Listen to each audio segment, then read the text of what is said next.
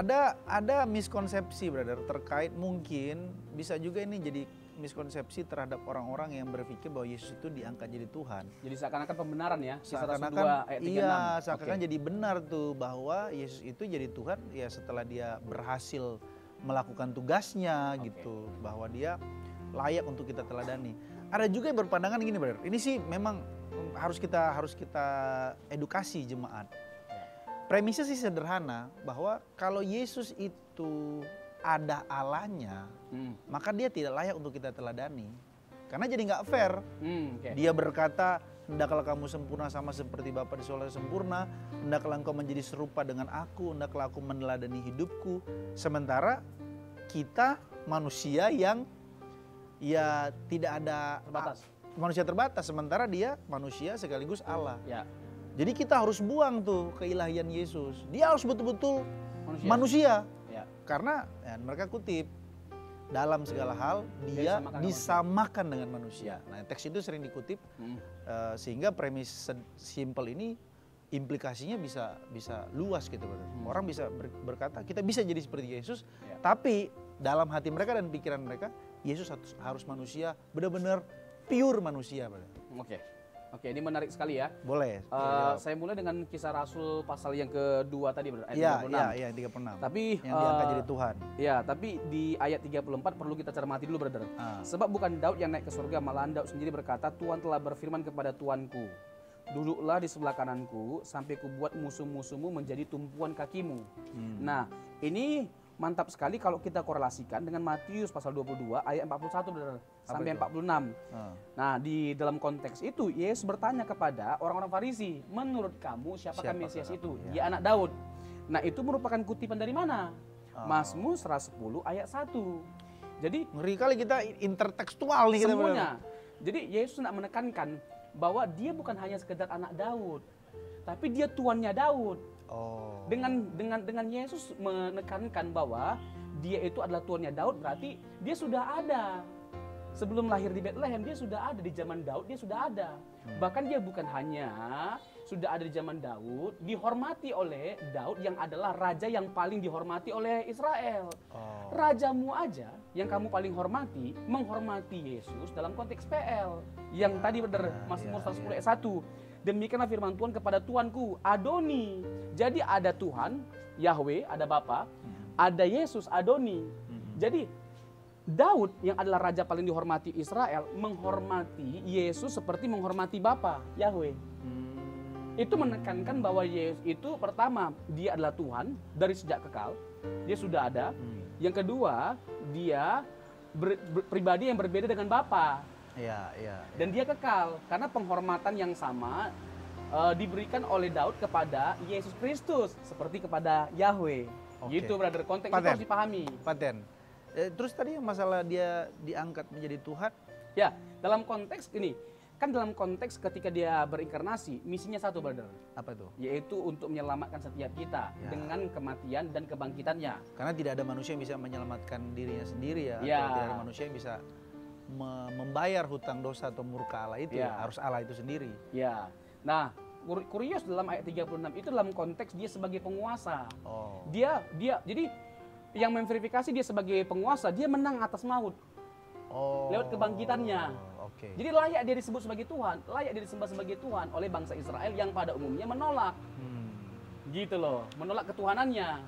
Gitu, brother. Jadi bukan diangkat dia. Bukan kalau dalam bukan seakan-akan tidak Tuhan jadi Tuhan. Itu salah. Kalau dalam bidat Kristen kan ada istilah ada aliran adopsianisme itu ya, brother. Ya, itu kita tolak. Udah pasti salah karena Yesus itu adalah Allah.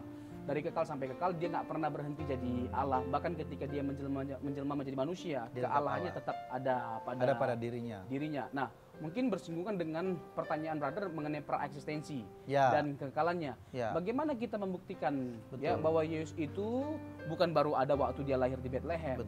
Waktu lahir dia di Bethlehem itu dalam konteks kemanusiaannya.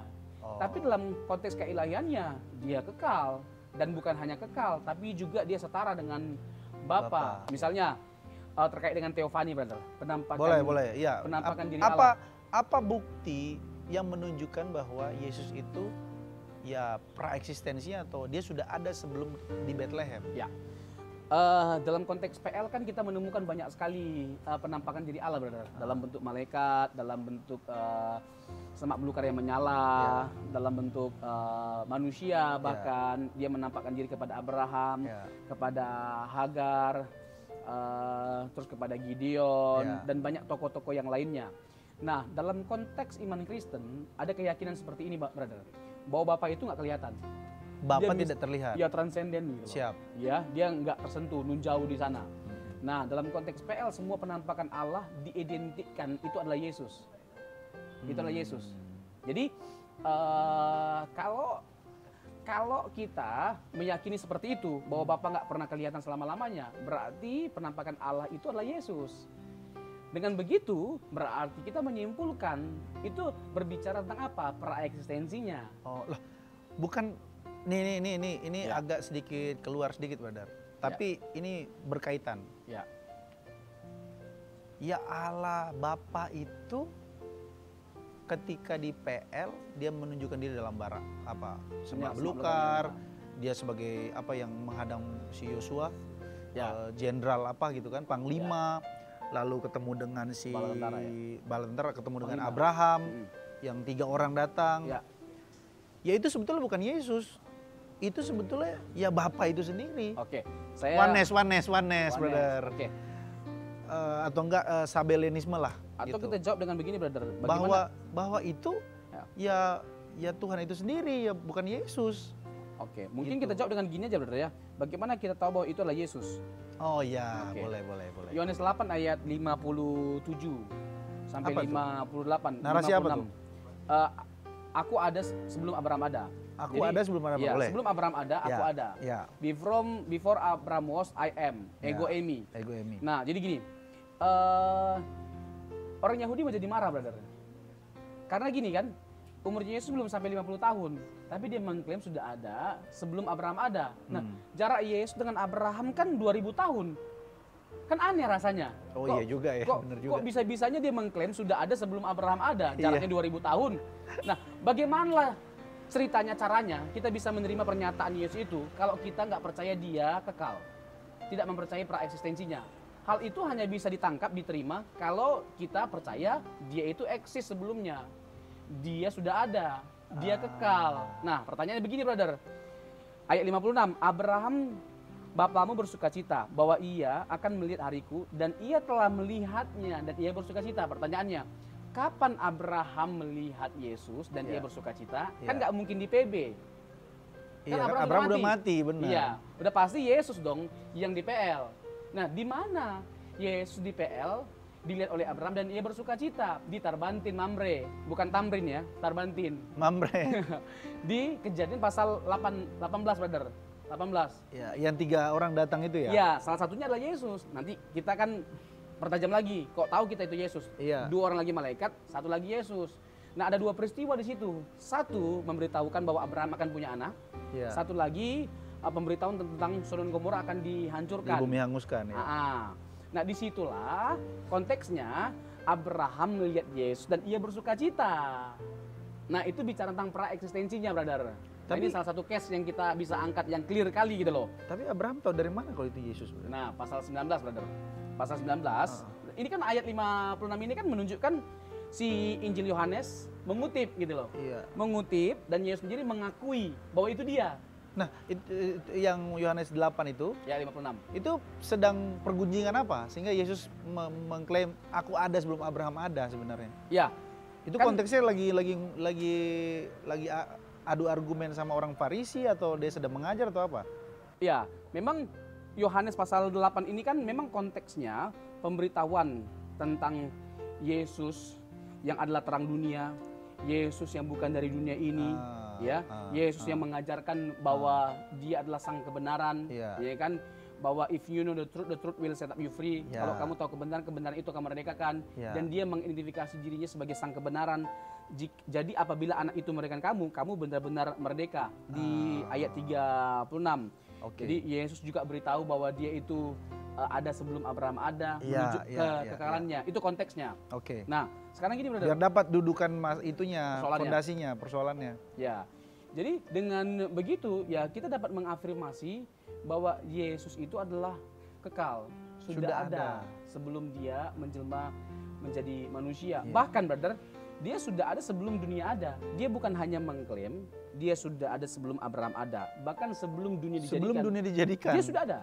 Yohanes 17 ayat 5. Father glorify me with the glory I had before the world was created. Bapa permuliakanlah aku dengan kemuliaan yang kumiliki sebelum dunia dijadikan. Kalau Yesus bukan Allah, dia tidak berhak punya kemuliaan dalam hadirat Bapa.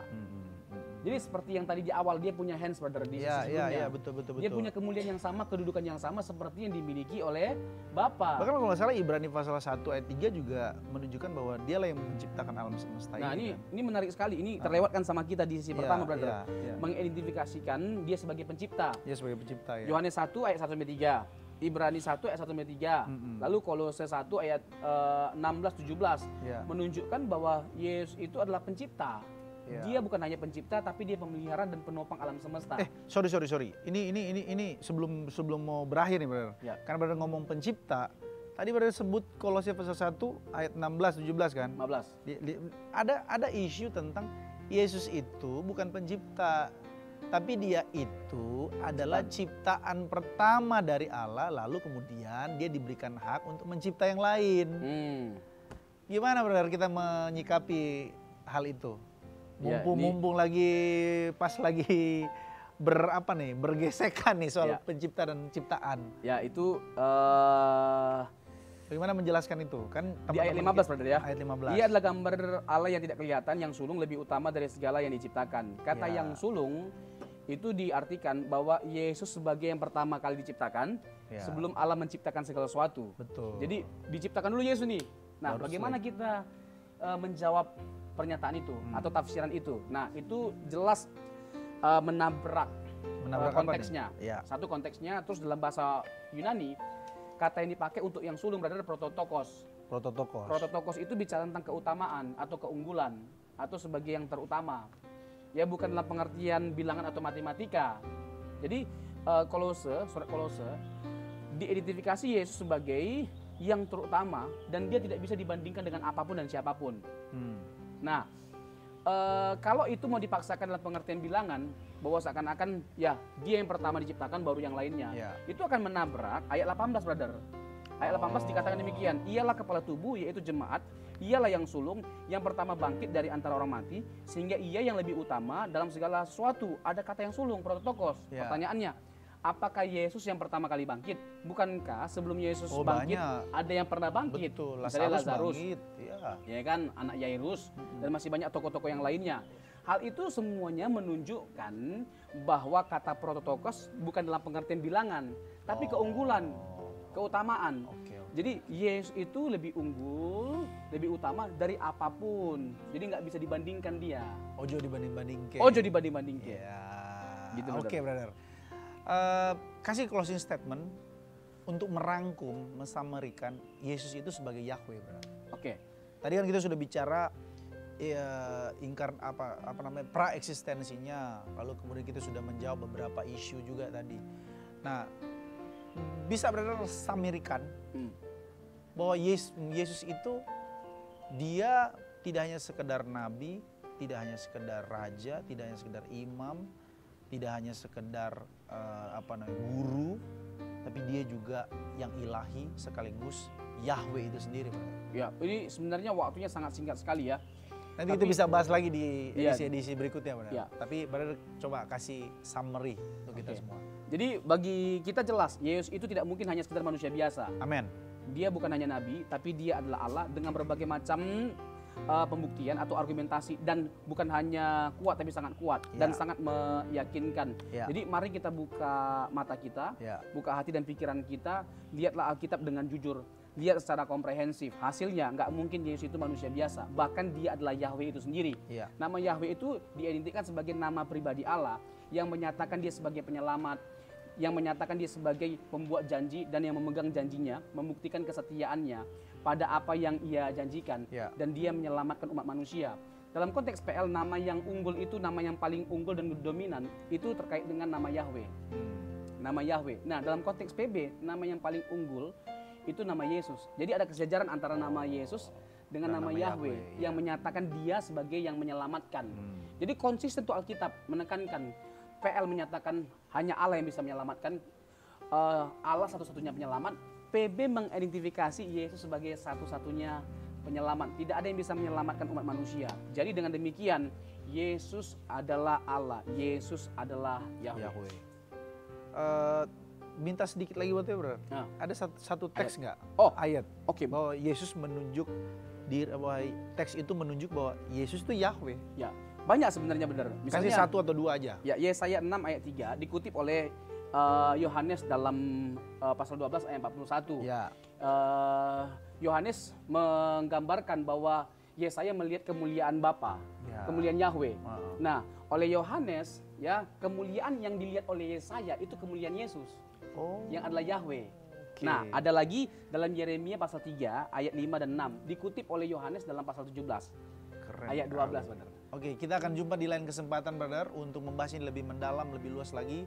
Kita berharap jemaat puas dengan semua pertanyaan semua penjelasan kita walaupun kita sudah lemas. Oke, terima kasih untuk atensinya. Kami akan jumpa kembali di lain kesempatan. Kami dari program Rema. Tuhan Yesus memberkati kita semua. Mantap.